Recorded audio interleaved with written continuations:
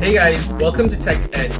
I'm Jeevan and this is your download for the week of the 6th of April.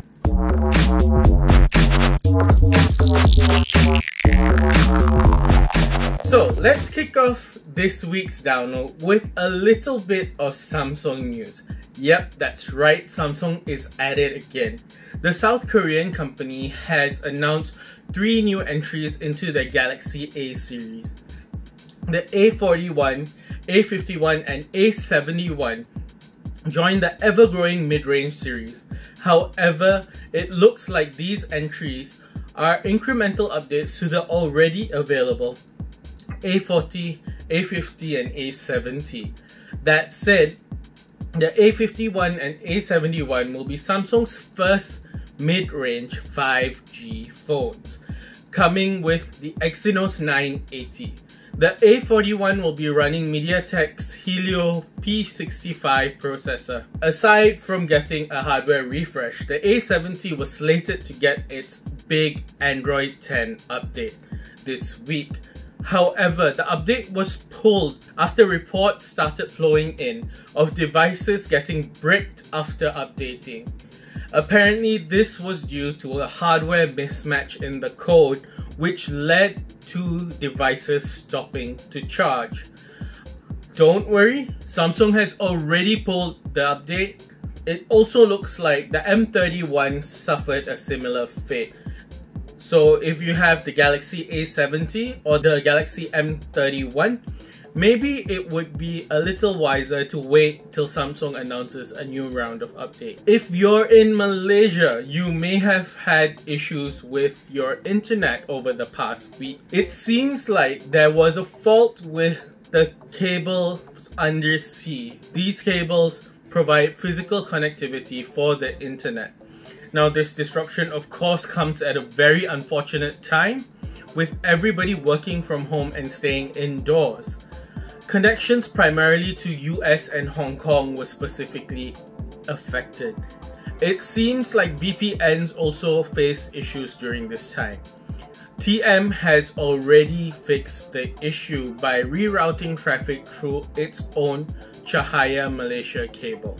So things should be back to normal. So tell us if it isn't in the comments. It looks like Google Stadia is going free after a rocky launch. Google is offering 2 months free trial of the service for new customers, after which you'll be able to continue to use Stadia for $9.99 US. However, you won't be getting the full library of games available on Stadia when you use this trial. Google has curated a select list of games that include Destiny 2 The Collection, the Serious Sam Collection, and Grid. Google also announced that it may be limiting Stadia to 1080p during this time. This is likely due to the increase in bandwidth usage during the COVID-19 lockdowns. Speaking of COVID-19, we're still in MCO. Yep, still at home, still working, gaming, sleeping, eating. Malaysia has announced that the MCO will be extended till the 28th of April. However, new guidelines will be coming up for new businesses that have been allowed to open during this next phase. Back to Google and Apple. No. They're not suing each other into oblivion. Again. Instead, the two frenemies seem to be working with each other to help deal with the pandemic. Both of them are developing an API to help with patient tracking. This API will allow frontliners to actually trace patient interactions and their footsteps. It works by tracking GPS, Wi-Fi, and Bluetooth connectivity, and could be a game changer when it comes to dealing with pandemics. The API will be available on Android and iOS starting May. Google and Apple have said that when developing this API, privacy will be the main concern. WhatsApp is also doing its part in combating misinformation on their platform. If you've been using the messaging app, you would have realized that messages that have been forwarded to you can only be forwarded to one contact or group at a time. This is to stop the spread of false information about the pandemic on their platform. Now again, verify your information before you spread it, especially when it comes to this pandemic. Conspiracy theories have been spreading unfounded theories that 5G is to be blamed for the spread of COVID-19. Wait, what? Yep, that's what it says. This ridiculous misinformation has led to multiple 5G towers being burnt down in the UK.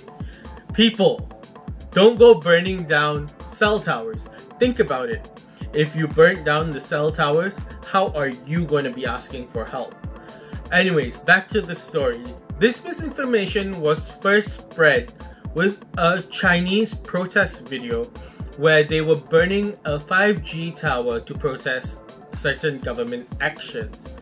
Now, authorities are pleading with people to not burn down the towers as it will cause problems for emergency services. Now, keep in mind the video that sparked it was actually taken before the COVID-19 pandemic. Okay, let's just get one thing straight. 5G cannot spread disease. In fact, the frequency for 5G is so limited that if you stand in front of a 5G antenna, you will block the signal. So just stop with this burning of towers. It's ridiculous. And in our biggest news of the week, it looks like Zoom is facing a whole lot of trouble. I'm pretty sure you'd be really familiar with the new video conferencing app which rose to fame during this pandemic. Well, it looks like they are facing a whole lot of backlash because of privacy issues which have been boiling up since the mass adoption. The main problem is something people are calling Zoom bombing, where unknowns are able to enter chat sessions and they usually start doing things that are very lewd, obscene, or just share graphic content. The most public case of Zoom bombing happened in Singapore, and it involves 39 children who were attending classes from home. These unknowns were able to enter this classroom and started disturbing the girls, asking them to flash them. The incident has led the Singapore government to ban the use of Zoom in online classes. This comes days after Google and the US Senate discouraged and banned the use of Zoom for meetings and on their company devices. The main vulnerability with Zoom, it appears, lies with the random numbers that create the room ID and passwords. Apparently, these random numbers allow people to brute force their way into the room. That said, Zoom is also being called out for using user data. They have been releasing user data to personalized ad companies and apparently to Facebook while you're using the app.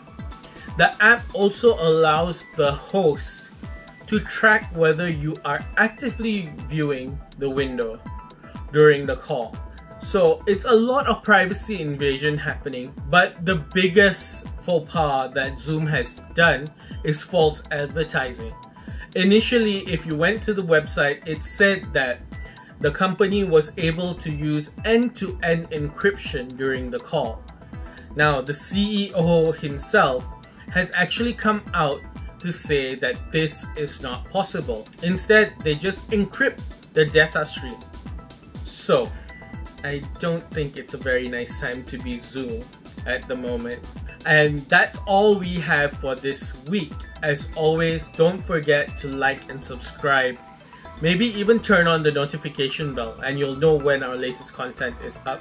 And also, we had Malaysian esports veteran Keegan Perez-Tan on our recent episode of the techENT podcast.